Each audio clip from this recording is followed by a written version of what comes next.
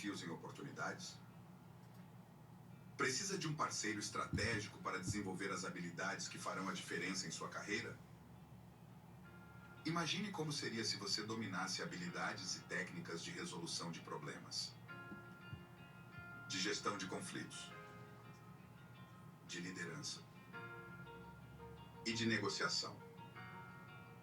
E como seria se você conseguisse compreender o comportamento das pessoas e ainda desenvolvesse seu autoconhecimento?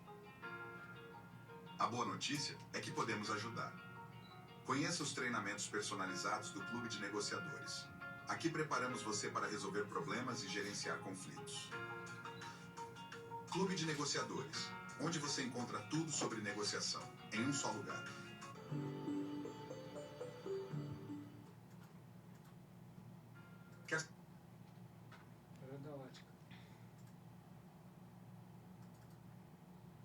Conheça a Ótica Visão Máxima, a maior variedade em lentes e armações do Rio de Janeiro. As melhores marcas junto com o melhor atendimento. São mais de 30 anos no mercado e com atendimento técnico especializado.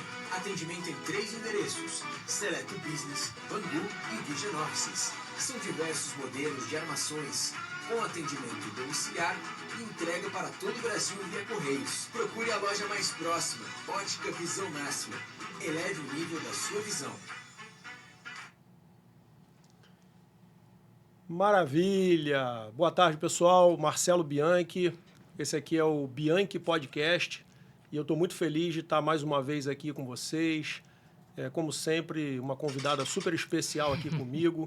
Mas antes de começar com essa convidada muito especial, eu queria enfatizar um pouquinho mais a Óticas Visão Máxima, que quando eu levei esse projeto do podcast para eles prontamente aceitaram e são parceiros aqui nesse podcast. Então, você que está acompanhando o canal Bianchi Podcast ou me acompanha nas redes sociais, você tem 35% de desconto em óculos de grau, óculos de sol, o que você precisar, com um atendimento de excelência, que eu não abro mão, que esse atendimento seja de forma excelente. Uma outra dica também que eu queria dar para vocês é o clubedenegociadores.com. É uma plataforma online com diversos cursos que são muito legais. Esse livro aqui eu ganhei de presente. E só para vocês terem uma ideia, o que tem lá no Clube de Negociadores? Olha só. Comunicação assertiva, inteligência emocional, resolução de problemas, negociação prática, negociação de alta performance, negociação estratégica, táticas de negociação, persuasão e argumentação. Vale muito a pena entrar, ó, Clube de Negociadores, e você, com um cupom que eu vou disponibilizar em breve, você tem 15% na plataforma para fazer um curso sensacional. Pessoal, obrigado mais uma vez. O primeiro papo que a gente teve aqui na semana passada foi com o Rodrigo Viga, já está disponível no canal do YouTube, Bianchi Podcast. E hoje eu tenho o prazer muito grande de apresentar uma pessoa que eu gosto muito, que é filha de um grande querido amigo, que foi meu aluno muitos anos, Jacques Arditi, um dos maiores cardiologistas do Brasil. E eu queria apresentar para vocês aqui hoje Letícia Arditi. A Letícia é formada em administração de empresas pela PUC e é pós-graduada em finanças e mercado de capitais pela FGV, Rio de Janeiro. Possui mais de 30 anos de experiência no mercado financeiro em grandes empresas como Pactual, Icatu, Votorantim e foi sócia da XP Investimentos. Atualmente é sócia do grupo SETA Gestão e Governança Patrimonial, uma multifamily office no Rio de Janeiro. Letícia é criadora também do canal @Investimentos for Dummies no Instagram, onde fala de forma simples e bem-humorada sobre finanças comportamentais e investimentos financeiros. Cansei só de falar o currículo. Letícia, seja bem-vinda. Muito obrigada. Um prazer estar aqui. Prazer é meu, que isso. Poxa, fiquei muito feliz quando você aceitou o convite. Eu sei que a sua agenda também é super apertada, vocês trabalham demais no Grupo Seta. Manda o meu beijo para a Patrícia. Mando. Mas a primeira pergunta que eu preciso começar fazendo para você é: Letícia Arditi, o que você traz à mesa? Então, primeiro aqui eu queria falar, porque semana passada o Rodrigo veio e no currículo dele ele falou que tinha filhos, falou da parte que era casado. E você vê, eu como já vim aqui falando só da parte profissional. Tenho 2 filhas também, sou casado, meu marido está aqui. O maridão está aqui, ó. O maridão está aqui. Veio aqui me apoiar. Guarda-costa. É isso. Então, não adianta, né? A gente tem que ter o equilíbrio, o apoio da família sempre. Tenho 30 anos de experiência, sempre trabalhei no Rio de Janeiro. Estamos aqui no Rio de Janeiro, né? Hoje está uma lua aqui no Rio de Janeiro. Então, assim, a gente pode abrir aqui de uma forma, falar um pouquinho de cenário macro, né? Hoje a gente vive num Brasil, e eu sempre olho a parte macro, até no meu canal, e eu procuro fazer isso sempre, tentar olhar com a ótica do investidor. Então, para mim, é muito importante que as pessoas entendam o que estão fazendo, consigam ler um jornal e consigam decifrar como é que aquilo interfere no bolso, no investimento de cada um. Então, hoje, o que a gente lê muito nos jornais? A gente está escutando falar muito sobre responsabilidade fiscal, né, do governo, então, sobre gastos que estão além da conta, que estão acontecendo, que vai ser aprovado, algumas coisas agora, devem ser aprovadas agora em fevereiro. Esse gasto excessivo, ele é muito perigoso para a credibilidade do país. Então, hoje, no primeiro momento, pode ter assim, a minha preocupação, eu não gosto de política, tá? Só queria fazer esse disclaimer. Não gosto de política, não tenho... Minhas filhas não fazem tudo certo, eu não faço tudo certo. Não acho que nenhum presidente faz tudo certo. Ninguém. E eu acho que é mais dessa linha. Entender o que está sendo feito e como é que eu auxilio as pessoas com seus investimentos. Então, a credibilidade do Brasil está em jogo. O que acontece com isso? Taxa de juros sobem. As taxas de juros sobem para quê? Para segurar uma inflação que ela começa a vir um pouco mais forte. Isso, para o investidor, acaba sendo bom, por incrível que pareça. O investidor acaba ganhando mais dinheiro. O endividado, com o aumento de taxa de juros, ele sofre. Fica mais endividado Fica ainda. mais endividado, porque a taxa de juros sobe. E muitas vezes, aquele crédito que ele consegue, ele deixa de conseguir, porque as instituições param, a inadimplência começa a subir, e aí as instituições param de emprestar. Então, é alguma coisa que, num primeiro momento, pode parecer populista, pode parecer bom, mas depois da página 2, é alguma coisa que a gente precisa tomar muito cuidado. Então, eu falo muito isso, eu faço workshop, eu falo muito isso no canal. Então, hoje, para o investidor, né, hoje eu trato muito do investidor de uma maneira muito independente, de uma maneira muito correta. O investidor hoje, para ter uma remuneração interessante, hoje ele não precisa de grandes riscos. Por quê? Se a gente olhar... se você não entender alguma coisa que eu estiver falando, e se eu estiver sendo muito... Eu vou continuar fazendo cara de inteligente, Não, entendeu? não faz não. Me pergunta. Não faz isso não. Brincadeira. Porque eu vou perguntar. um dos comportamentos que é interessante nessa parte de finança comportamental e economia comportamental é que muitas vezes as pessoas admiram quem fala difícil, quem fala rebuscado, quem não se faz entender. E eu acho que é o oposto. As pessoas precisam ter entendimento sofisticado e precisam se fazer entender. E ter a curiosidade, né? Para poder ir atrás e perguntar, né? E aí sem achar que está sendo burra. Exatamente. Eu também deixei há muito tempo, acho que a minha experiência também me permite isso. Eu não sei tudo, não sou uma pessoa que sabe tudo e está tudo certo. Eu não sei, ninguém sabe, exatamente. Então, hoje, se a gente fizer aqui uma conta, hoje a taxa de juros no Brasil é de 12,25% ao ano. Ela deve subir, a gente imagina que deva subir mais 2 pontos percentuais. Então, a taxa de juros hoje, um investidor com um baixo risco consegue uma rentabilidade no investimento de 12%, em breve vai conseguir de 14%. Se a gente trabalha com uma inflação de 6% ao ano, fazendo uma conta aqui rápida, 12 menos 6, eu consigo ter uma remuneração acima da inflação de mais 6%, que vai chegar a 8%, tá certo? Então, eu consigo, sem risco, em breve vou ter uma remuneração acima da inflação de 8%, se eu considerar 14%. Então, isso, hoje, a taxa de juros, isso a gente chama de taxa de juro real. É a taxa de juro que eu tenho acima da inflação. É o que realmente me enriquece. Hoje, a taxa de juros do Brasil fica no top 3 do mundo. Isso não é bom. Isso quer dizer que o Brasil é um dos países mais arriscados do mundo. É um dos países que quem tem menos credibilidade precisa pagar mais juros. E eu te afirmo que a gente fica ali no top 3 de taxa de juros reais no mundo que mais remuneram. A gente fica ali disputando com Turquia e com Rússia. Você sabe que... Não, pode falar. Não, você sabe que eu tenho 54 anos. E eu não sou nenhum expert em economia, mas eu sempre fui um cara assim, muito curioso com as coisas, muito... ver as notícias, tentar entender um pouco de tudo, sabe? Uhum. Eu gosto desse tipo de coisa, né? E desde que eu me entendo por gente, Letícia, que eu não me lembro de ver o Brasil com tanto potencial que tem, e eu cresci ouvindo assim, ó, o Brasil, o país do futuro. O Brasil, o país do futuro. E a sensação que dá é que esse futuro nunca chega. Por que isso? Eu tenho uma leitura, assim, não é simples, né? Não é uma resposta simples, mas eu acho que tem muito a ver com a lida da nossa política. E aí é geral, tá? Não estou aqui defendendo nem A nem B.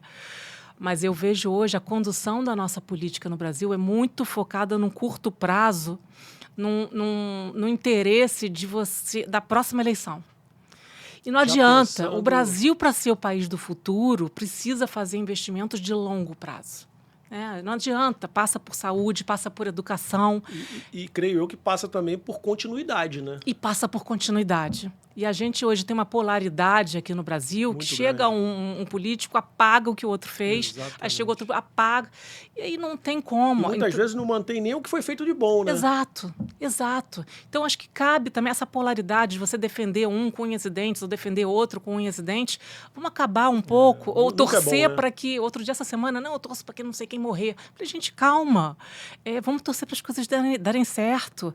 Eu torço para que as pessoas, que raio bata na cabeça da pessoa e que a gente consiga começar a olhar a população no longo prazo. Como é que a gente faz para ter um olhar... E é muito esse sistema nosso, né? Esse imediatismo nosso, né? Que a gente vive. Então, está na política, está na rede social, está no investimento.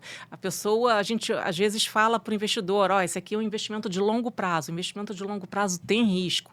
Quando tem investimento de longo prazo tem risco, oscila, então cai. Aí, na primeira queda, o que está acontecendo? Você é um incompetente. Calma, esse imediatismo, essa falta de paciência é marca registrada dos dias atuais, né? Então, o próprio WhatsApp é um grande exemplo disso, né? Do nosso comportamento imediatista. A gente manda um WhatsApp e já quer que o outro responda. Aí o outro não responde, já manda um monte de pontos de interrogação. E eu não vi. É uma ansiedade muito grande. É uma ansiedade muito grande. E aí, falando de ansiedade, pesquisas mostram que nós somos hoje ansiosos. Mais de 80% da nossa ansiedade vem de assuntos financeiros e econômicos. Então, e aí é muito curioso, porque a gente aqui... Eu estou falando mais do Ocidente, né? Então, a gente tem um percentual de pessoas ansiosas, estressadas. Isso, no futuro, pode causar uma depressão. Sem dúvida nenhuma. A gente tem hoje tratamento, as pessoas vão para o psiquiatra, as pessoas são medicadas, e essas pessoas não melhoram, as métricas não melhoram.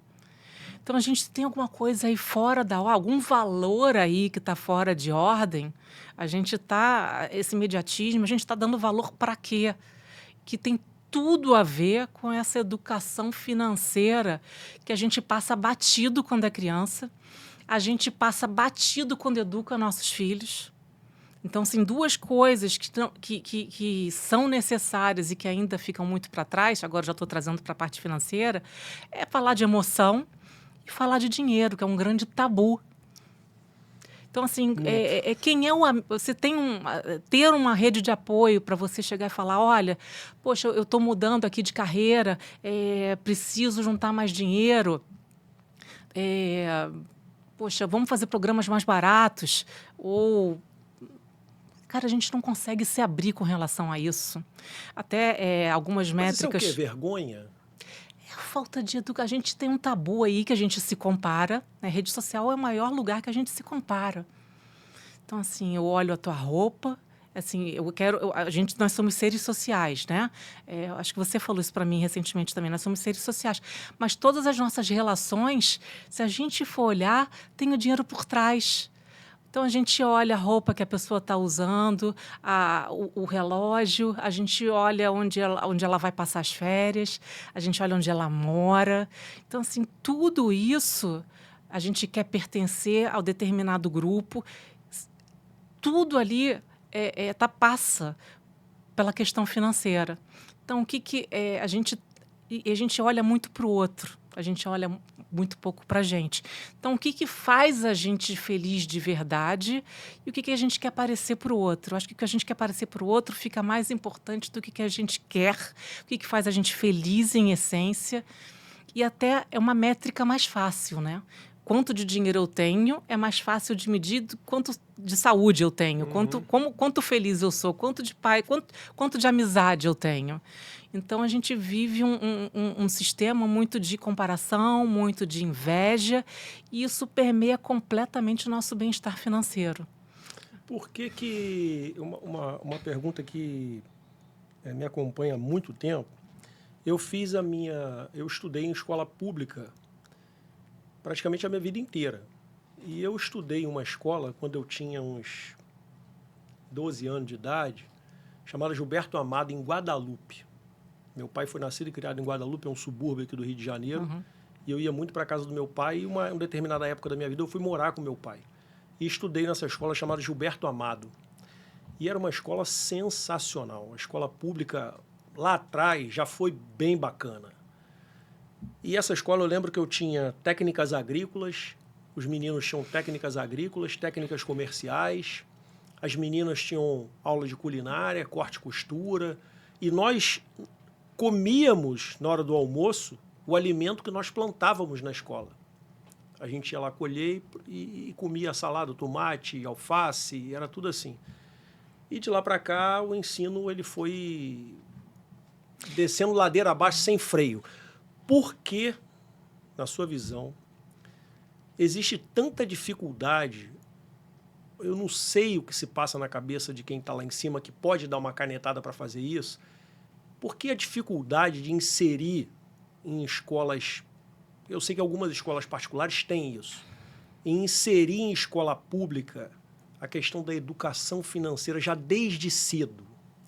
Que eu acho que é um pouco daquela conversa do curto prazo, do investimento de longo prazo, né? Isso vai dar popularidade? Isso vai eleger um candidato para a próxima eleição? Não sei te informar. Você está falando da sua experiência como estudante. A minha avó foi diretora de um colégio municipal na Gávea, Arthur Ramos. E quando eu era garota, férias, tudo, eu ia para a escola, não tinha com quem ficar, ela me levava. Então, eu ficava lá assistindo aula, lanche, eu passava o dia na escola. Quando estava indo, almoço, eu fazia tudo no colégio. A escola era um brinco, a escola era incrível. Realmente, o negócio... A qualidade piorou. Demais, né? Mas é essa história. Você fala de segurança, você fala de saúde. Enfim, eu acho que é essa questão de como é que a gente faz para olhar no longo prazo, como é que a gente faz para melhorar a situação das pessoas. E aí, não adianta, a gente precisa começar da parte econômica, e aí a gente precisa... Hoje, o maior gasto do governo é em juro. Então, assim, a gente precisa gastar com saúde, precisa gastar com educação, precisa gastar com segurança, mas isso como é que a gente vai resolver? Mas a próxima eleição está vindo aí. Verdade. Então, assim, eu acho que acaba entrando num modo, espiral, um looping, né? ruim, um círculo vicioso ruim.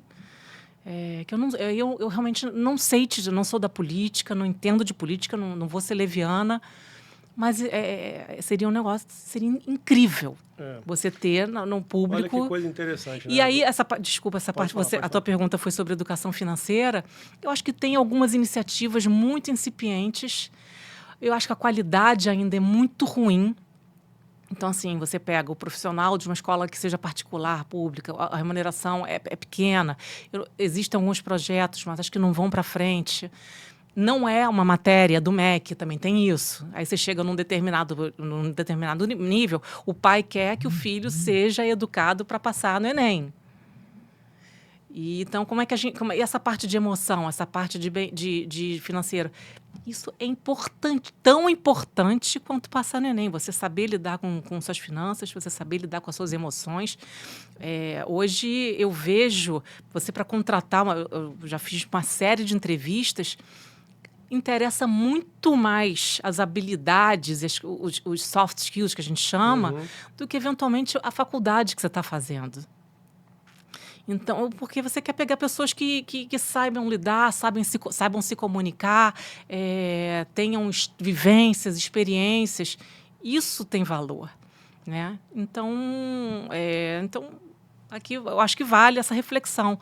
É necessário. Sem dúvida. Eu te contar uma experiência rápida que eu tive, que eu acho que dá para entender um pouquinho a situação do Brasil, assim, sem entrar no mérito da questão da política.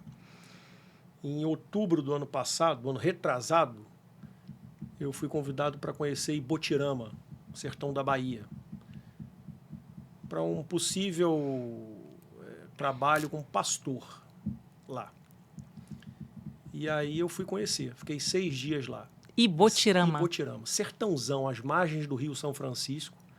Sertão, sertão, sertão. Nunca tinha visto aquilo. Sim. Tanta sequidão, sabe? Da gente passar pela estrada e tá pegando fogo dos dois lados assim, porque estava muito seco, porque lá só chove dezembro, janeiro e fevereiro. O resto é seco.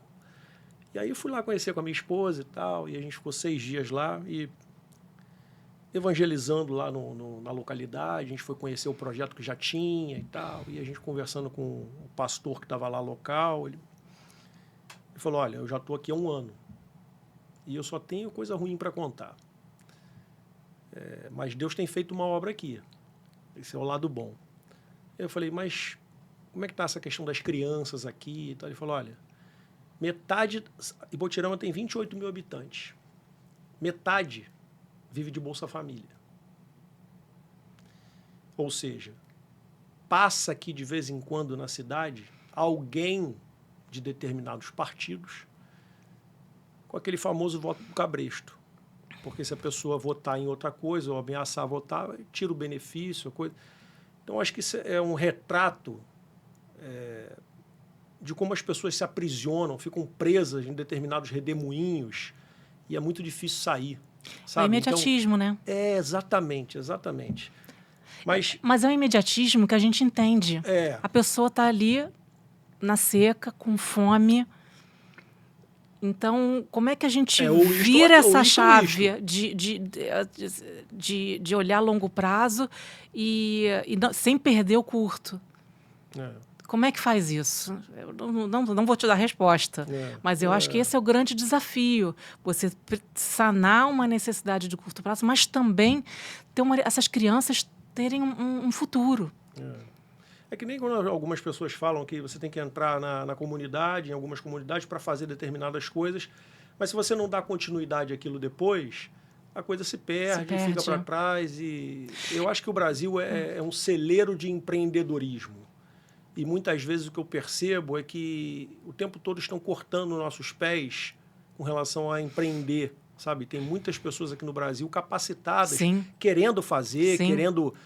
Mas o governo, muitas vezes, ao invés de ser parceiro, ele te tolhe, sabe? É a sensação que eu tenho muito grande. Eu conheço muitas pessoas que pensam da mesma forma, sabe? Falam a mesma coisa, mas é muito triste, realmente, isso aí, porque eu vi uma entrevista há pouco tempo de um membro da família Orleans e Bragança, que ele foi no programa do Jô, e o Jô pergunta para ele, o Brasil é um país pobre, não sei o que. Ele falou, não, o Brasil não é um país pobre. O Brasil é muito rico. É porque a riqueza é muito mal distribuída, muito mal gerida. A desigualdade é muito grande, mas o Brasil é muito rico em todas as áreas que você imaginar. Água, temos demais. Comida, tem demais. Oportunidade, não tem, é desequilibrada. É mal distribuído. A entrevista foi sensacional dele. E outra coisa que eu acredito, aí é uma percepção que é minha, não é só o governo que é o responsável por isso, somos todos responsáveis por isso. Claro. Então, a gente que... E não é questão de meritocracia, não, mas a gente que tem um sucesso, a gente consegue ter... Eu não sei como é que consegue olhar para o lado, a gente mora aqui no Rio de Janeiro, olhar para o lado e ver essa desigualdade e não fazer nada. Então, não acredito que seja só uma responsabilidade do governo. É uma responsabilidade que é de todos. Todos, sem dúvida. Né? E existem aí algumas iniciativas interessantes, mas não adianta. Tem que capitanear, tem que fazer um negócio de longo prazo. E uma coisa que você falou há pouco tempo atrás, que é muito interessante, é essa questão da continuidade, né? Que é uma coisa que é difícil você ver acontecer, né? Porque um governo, quando sai, e o outro, quando entra, ou seja, paga tudo, vamos começar do zero, e aí parece que você está sempre começando do zero. Sabe? Então, enxugar gelo. Exatamente. E eu não estou falando de âmbito federal só, não. Estou falando de âmbito federal, estadual. E não estou falando de Rio de Janeiro. É característica, uma característica do Brasil, desse imediatismo, dessa coisa política. E a gente não consegue mudar. São sempre as mesmas caras, é um rema-rema. Que eu acho que também tem tudo a ver com esse exemplo que você deu da Bahia. Você tem ali um benefício rápido, e aí que envolve e tudo se mantém do jeito no status quo, né? Se mantém no status quo. Então é complicado. É verdade. Letícia, eu queria te perguntar, eu trabalho com um jogador de futebol, né? Eu visto alguns jogadores de futebol. E uma coisa que eu percebo muito assim no meio do futebol é que o jogador de futebol ele vem de uma realidade muito difícil. Sim. 99,99% deles vem de uma realidade muito difícil. E de repente, não mais que de repente, esse jogador está ganhando 200 mil, 300 mil, 500 mil, porque o jogador ele assina o primeiro contrato com 16 anos. O primeiro contrato profissional dele é assinado com 16 anos. E aos 16 anos ele passa a ganhar 1.000 e pouco, 2.000, mas o próximo contrato já é uma paulada. Já pode ser 50 mil, 100 mil, 200 mil, dependendo do talento desse garoto, como o clube olha para esse garoto. Esse podcast, ele se trata, a intenção aqui é falar sempre de elegância, comportamento, comunicação e futebol. Perfeito. E uma coisa que eu vejo em jogador de futebol é que alguns são jogadores, poucos são atletas. Porque o atleta de futebol, ele sabe quem ele é, onde ele está, onde ele quer chegar. Perfeito. Ele tem uma visão 360 graus, ele se cercou de algumas pessoas que têm uma visão macro de tudo que envolve o jogador de futebol. E a gente estava conversando um pouco há tempo aqui fora do ar. 95% dos jogadores, quando param de jogar futebol, 5 anos depois, estão numa situação bem difícil. Porque ele já não tem mais aquele rendimento e ele continua gastando como se tivesse. Sim. A conta não fez, isso é matemática pura. A conta não fez. O que você diria, no alto da sua experiência, para esse jogador de futebol que está começando a jogar futebol, qual é a visão que ele precisa ter em termos financeiros? Legal. Em primeiro lugar, não é só futebol, é o esporte em geral, tá? Você foca no futebol, mas assim, a leitura, principalmente a leitura americana, fala muito de NBA, falta de NFL, que os Estados Unidos é soccer, né? E mais de 60% em 5 anos dos atletas está quebrado depois que se aposenta. Então, você tem algumas coisas aí importantes. Essa parte de educação financeira. As pessoas acabam gastando como se não houvesse amanhã. E existe, e é natural do ser humano, em primeiro lugar, uma desconexão com o futuro. A gente, essa coisa imediatista, a gente não se conecta com a gente do futuro. E aí a gente tem um agravante, e aí o atleta do esporte, você me corrige se eu estiver errada, mas geralmente tem uma carreira um pouco mais curta. A maioria encerra com 33, poucos chegam a 35, poucos vão chegar a 38. Exatamente. Então, se eu estou falando aqui, a gente tem uma aposentadoria ali na faixa de 60, 65, então é muito mais curta, apesar de ter um rendimento maior. Então, trata-se de cuidar bem do dinheiro, trata-se e é matemática, é o que você falou. Quanto é que eu vou precisar? Eu vou me aposentar aos 30, 35 anos, quanto que eu preciso para viver até os 100 anos?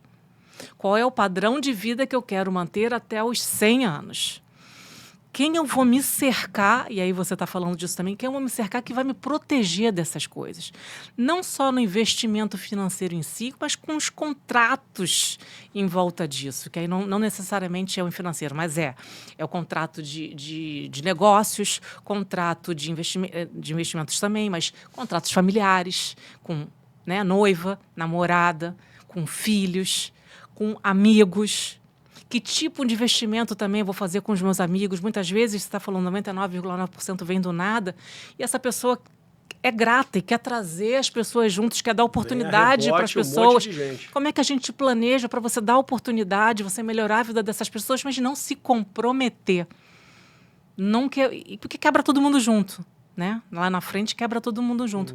Então, é possível se organizar, e isso é necessário se organizar enquanto você tem renda, enquanto você tem saúde. Então, quando a gente melhora o nosso padrão de vida, quando a gente melhora a nossa renda, o nosso padrão de vida não pode melhorar na mesma proporção. A gente tem uma história ótima de um desses livros de economia comportamental, que é um menino que faz um contrato milionário e ele se cerca de gente muito bacana e o cara fala assim, olha, você vai ter X mil dólares para gastar por mês. Mas, porra, eu tô aqui, eu ganhei muito mais que isso, não sei o quê. Não. O teu padrão de vida já vai mudar absurdamente e você vai viver com isso aqui por mês. Porque a gente vai controlar para isso dar para tua família a vida inteira. E o cara estava controlado. E o cara teve uma vida rica, com um bom padrão e nunca teve problema financeiro. Então, isso que você falou de ter 360 graus, pessoas que te protejam, é importante. Não cair em cilada financeira. Volta e meia, agora até saiu essa semana, né, uma questão de investimento. Ter um mínimo entendimento do que é possível, do que não é possível. Ver quem é que está no teu entorno, credencial, qual a experiência, como é que a pessoa trabalha, quais são os seus planos. Então, assim, você ter uma clareza de quem você é, ter uma clareza de como você vai ajudar o teu entorno, mas sem se prejudicar. E isso aí tem uma parte que é emocional e tem uma parte que é matemático mesmo. E o dinheiro acaba, né? Quando o dia que você para de ganhar dinheiro, aquela renda, se você não segurar. E eu acho que a gente precisa se preparar ao mesmo durante o período que a gente recebe a renda. Não adianta torrar. Se eu ganho 100 mil reais por mês, eu não posso gastar 100 mil reais por mês. Claro.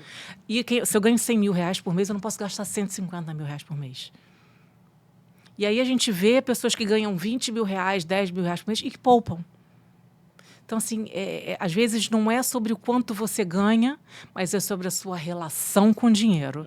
Planejamento mesmo. E aí tem a parte emocional também. Eu quero ter uma boa relação com o meu dinheiro. Eu não preciso ganhar centenas de mil para ser feliz. Aliás, muita gente não é, né? Essa relação de dinheiro com felicidade, a gente certamente todo mundo conhece aqui gente que tem muito dinheiro, eu brinco, né? Parece que está carregando uma bigorna. Não tem santo que faça aquela pessoa ser feliz, só reclama, e ao mesmo tempo aquela pessoa que não tem aquela grana toda e você vê que ela está sempre feliz.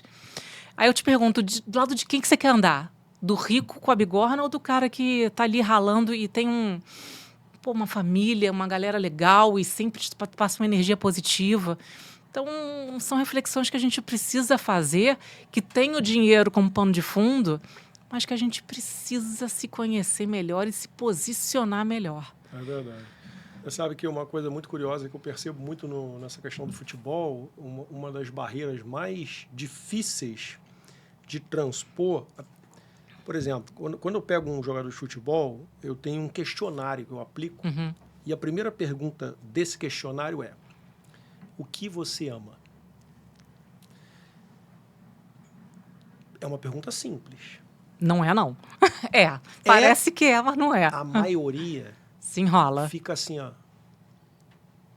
Ela não se conhece. Sabe? É autoconhecimento. Sim. A pessoa não tem noção, ela fica perdida. E uma outra barreira que eu vejo muito grande é a família. Porque a família, ela tem uma necessidade também muito grande. Ela postou todas as fichas naquele garoto. Tem um caso muito curioso de um menino que jogou no Botafogo. Ele, com 16 anos, fez um contrato profissional, já ganhando 40 mil. Ele é um talento. E a mãe, esse garoto começou a aprontar lá dentro do clube, e o clube passou a mão na cabeça, porque você imagina, um garoto de 16 Pois anos é. com 40 mil por mês. Pois é. Ele começou a chegar no clube de Nike da cabeça aos pés, aí o comportamento vai mudando, já começa a estufar o peito. Pois é. Essa questão mental é muito interessante. E até que aconteceu, esse garoto aprontou uma vez, 2 vezes, 3 vezes. Só que a família, quando ele assinou o contrato, que ele passou a ganhar 40 mil, o pai e a mãe largaram o trabalho. O pai e a mãe passaram a viver com a renda de um garoto de 16 anos, apostando num garoto que tinha tudo para dar certo. Depois da 3ª, 4ª vez que esse garoto aprontou dentro do clube, o clube mandou ele embora. Estava todo mundo na Rua da Amargura. Acabou a carreira dele ou... Acabou. Pelo menos eu nunca mais ouvi falar. Pois Acabou. é.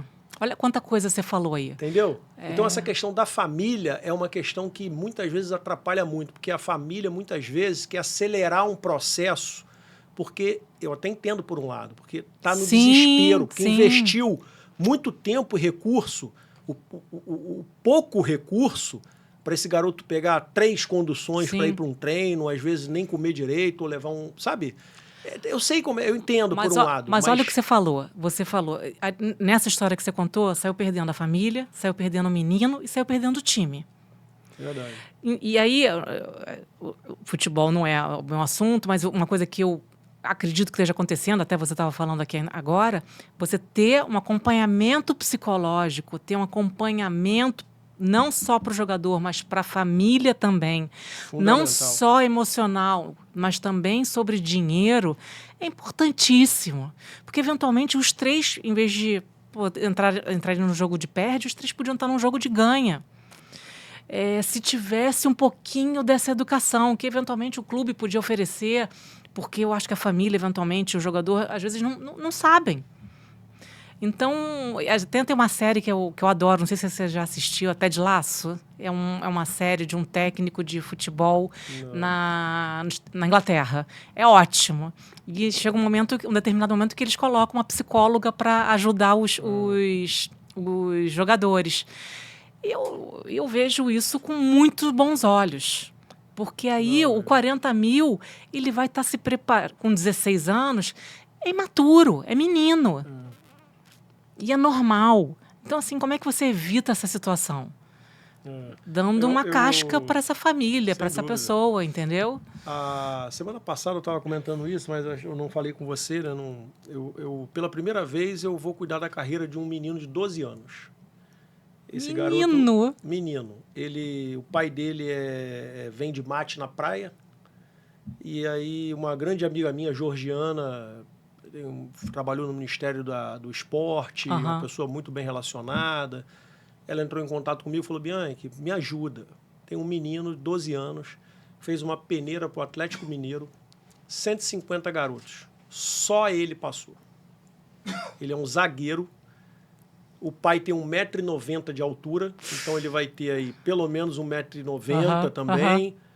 E ele passou nessa peneira e tal, e o garoto é muito focado, o menino é educado, o menino é isso. Falou tanta coisa do garoto, eu falei, eu quero conhecer. Aí conheci, quando eu vi o pai, eu falei, eu lembro de você da praia, bem de massa, você passa na minha rede lá.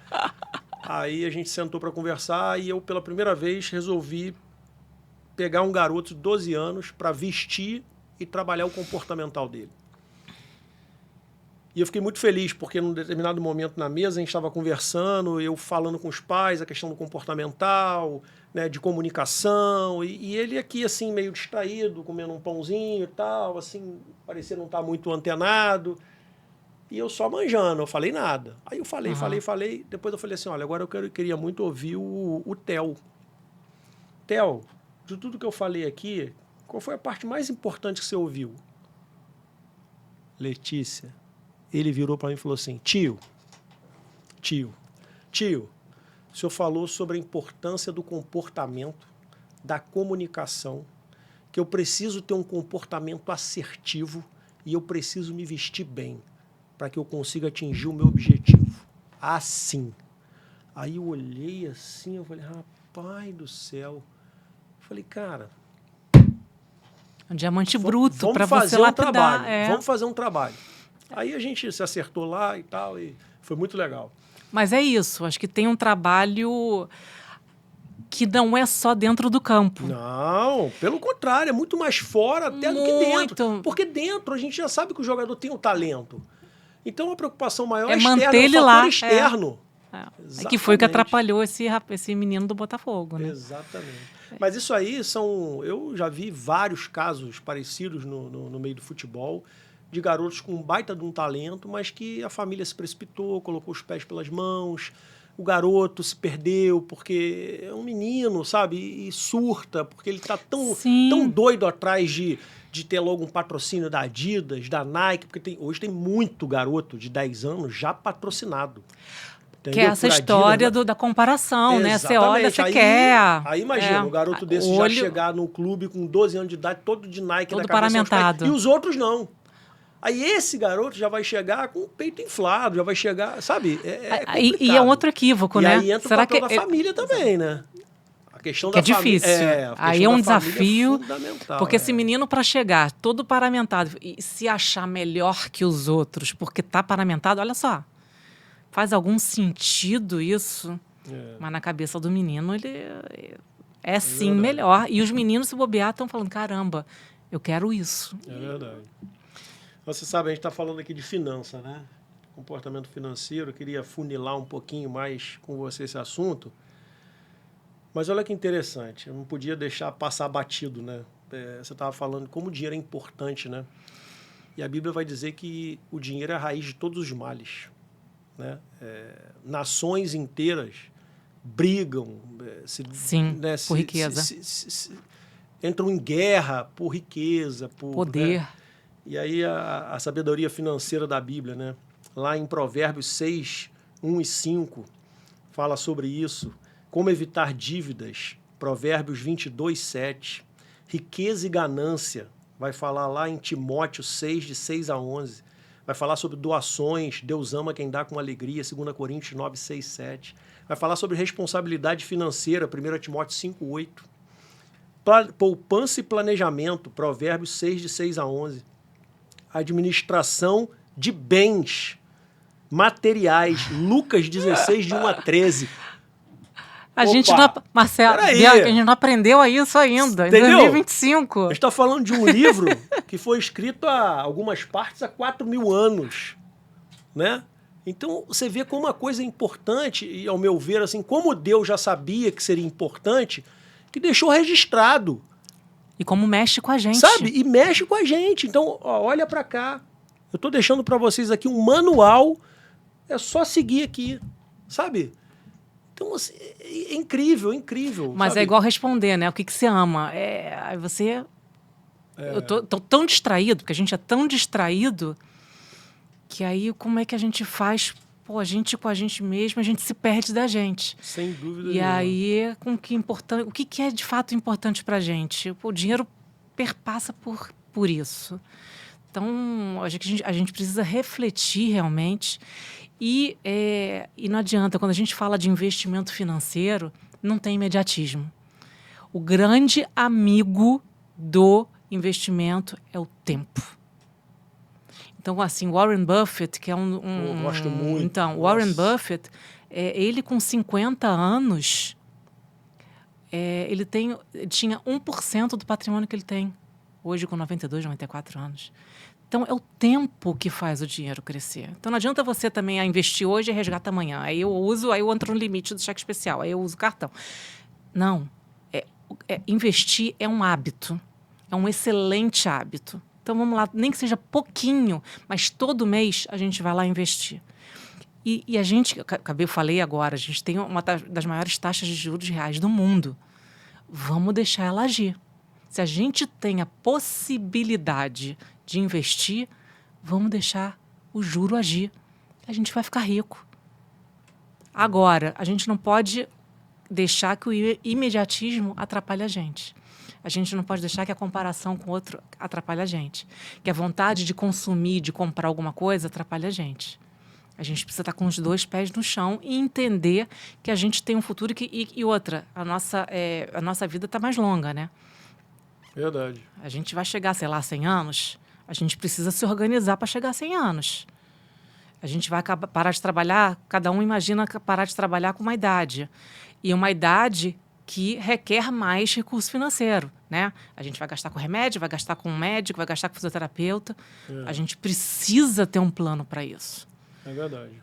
Né? Letícia, o que é sucesso para você? Cara, eu vou falar. Sucesso para mim eu vou até parafrasear a Fernanda Torres. Ela está fazendo um excelente uso de rede social para você, e eu acho ela brilhante. E eu acho que ela está surfando muito bem essa parte de rede social, coisa que, por exemplo, a parte política está fazendo, uns fazem melhor que outros. Eu acho que ficou muito marcado isso nessas últimas semanas. Perguntaram para ela o que é sucesso. Ela falou: hoje, para mim, sucesso é virar meme. Porque ela já entendeu. Ela entendeu que virar meme dá like para ela e ela já entendeu que isso viraliza e que traz hoje o Brasil está todo em cima com ela. Está todo muito torcendo para ela. Mas hoje eu vejo que, assim, fazer as coisas que eu gosto, ter tempo, fazer as coisas da maneira que eu julgo corretas. E hoje, principalmente hoje está próximo das minhas filhas. E na parte de profissão, eu hoje tenho uma percepção do que é a maneira correta de ter uma relação com o cliente, de fazer a coisa correta, de eventualmente não ter essa coisa financeira, mas ter um financeiro arrumado, mas ter uma vida arrumada junto das pessoas que eu gosto, junto da minha família, ter tempo para estar aqui hoje. Olha que incrível. Estou feliz aqui hoje. Isso me deixa feliz. 3 horas da tarde. Exatamente. E amanhã você me ofereceu uma data que eu não podia e você arrumou uma outra data. E vamos lá. Estamos aqui, meu marido está aqui comigo. E eu estou feliz pra caramba que ele está aqui comigo, que ele me apoia.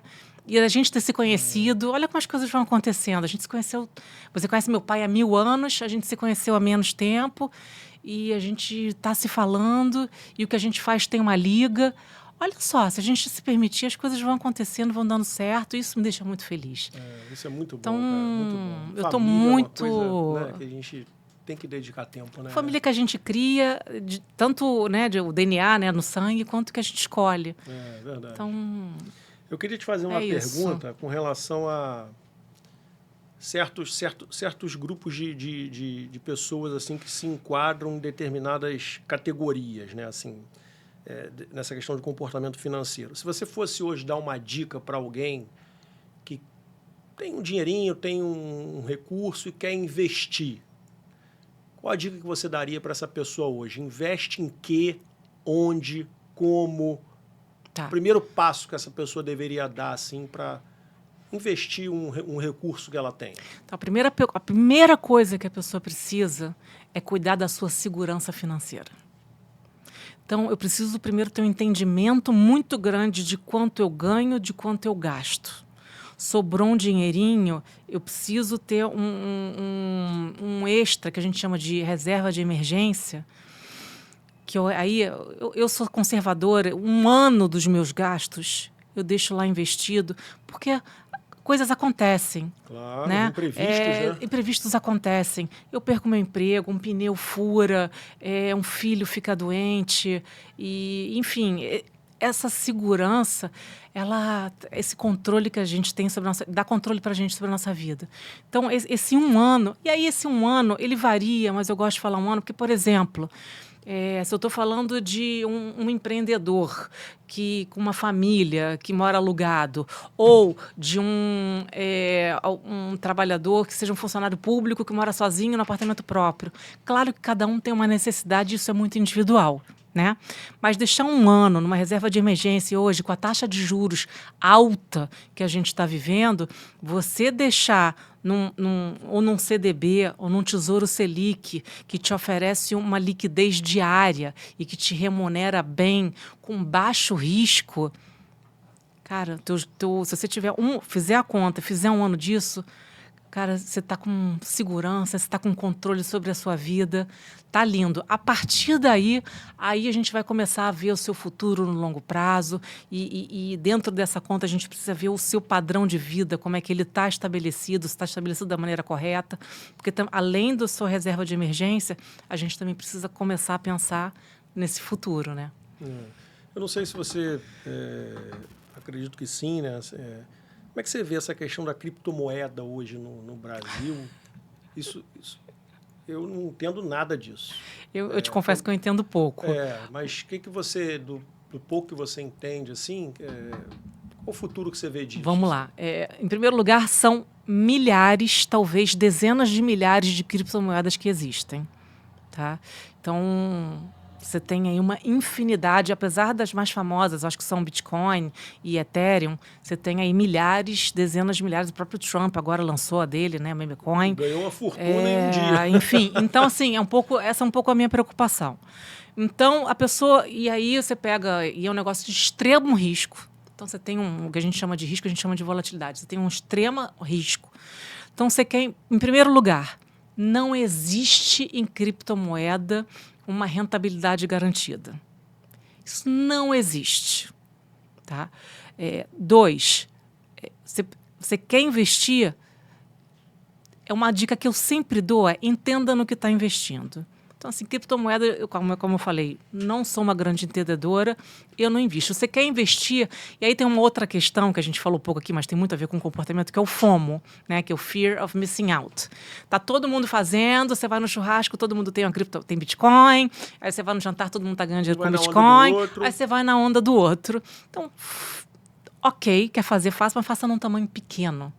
Se você perder, aquilo não vai doer. Você acompanha o papo do churrasco, você acompanha lá o jantar, mas você tem um pouquinho investido. Então, isso funciona para criptomoeda e para quaisquer outros ativos de risco. Tamanho é importantíssimo. Tá? Então, ter pouquinho, não existe uma rentabilidade garantida, não existe garantia de ganho. E outra, entender onde você está investindo. Porque, por exemplo, no caso do Bitcoin, ele ainda pelo que eu sei, ainda não é custodiado em bolsa. Então, você precisa saber como é que você guarda o teu Bitcoin. Então, é uma segurança adicional que você precisa se preocupar. Tem até documentário na Netflix que fala de corretora que guardava o Bitcoin, o dono morreu ou sumiu, não se sabe, e todo mundo perdeu o dinheiro. Então, porque hoje outros ativos, como um título público, um CDB, uma ação, fica guardada na bolsa e aí, se a instituição quebra, você transfere para outro lugar. Você tem uma segurança. Não é o caso da criptomoeda ainda. Então, você tem que ter alguns cuidados para investir. Segurança, tamanho e risco altíssimo. Entendi. Na sua opinião, qual o primeiro passo que a economia brasileira deveria dar hoje para poder ter uma estabilidade, assim, para poder trazer mais credibilidade, mais segurança? O que deveria ser feito hoje, assim? Tem que fazer isso, isso e isso. A primeira coisa a fazer é isso. Então, o Brasil hoje está uma pichincha, né? A bolsa está baratíssima, a gente está com juros altíssimos e a gente sofre hoje um problema de credibilidade. Qualquer coisa, qualquer aceno que o governo dê em direção à responsabilidade fiscal, a acerto de conta, eu acho que explode tudo no Brasil. Porque o gringo, ele vai embora, ele fala, eu não quero ficar no Brasil, eu não entendo o Brasil, essa história, não entendo, eu não fico. E aí ele vai embora, o dólar explode, os investimentos vão embora, aí ele acaba vendendo bolsa, a bolsa cai, e as empresas estão dando bons resultados. Por que não sobe? Porque você tem um problema macro aí de credibilidade que o dinheiro não vai entrar. Então, assim, muita gente fala, a bolsa está barata. Está barata. Se a gente tiver qualquer tipo de aceno do governo com relação a uma responsabilidade maior, voa. Mas voa com vontade. Impressionante, né? Dólar cai, vai acontecer isso. O fato vai acontecer? Não sei te dizer. Futuro dirá. On the time will tell. Tem uma música que fala verdade. isso. Letícia, a gente está caminhando para o final. Falei para você que voava. Falei para você. Eu queria que você encerrasse falando um pouquinho do Grupo Seta, que você é Legal. sócia, que eu tive o prazer, a honra de conhecer você, a Patrícia. Queria que você falasse um pouquinho do Grupo Seta, o que é o Grupo Seta. Legal. O que vocês fazem exatamente. Legal. Para que tipo de público vocês atuam especificamente. Fala um pouquinho para a gente do Grupo Seta. Então, a Seta a gente trabalha com gestão e governança patrimonial. Então, nós somos um grupo independente. Então, isso é uma coisa que eu acho muito legal. É independente. Outra, a gente só tem uma linha de negócio. Isso também é muito interessante. Eu só trabalho em favor do cliente. Eu não gero uma operação para vender para o cliente e ganho nas pontas. Eu não distribuo uma operação e vendo para o cliente e ganho nas duas pontas. Tem um conflito que hoje está acontecendo na indústria que acaba num jogo de perde-ganha que quem sai perdendo é o cliente.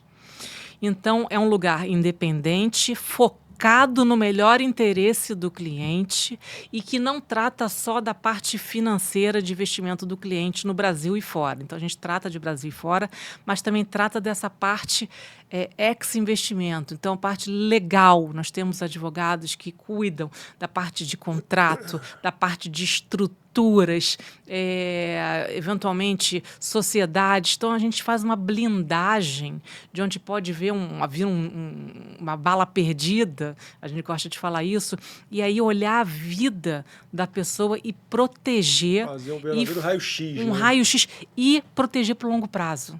Aqui, a gente não vai deixar ninguém rico. Né? Quando a gente pega esses grandes investidores, esses grandes economistas comportamentais, a gente vai ser ousado no nosso trabalho, no nosso ganha-pão.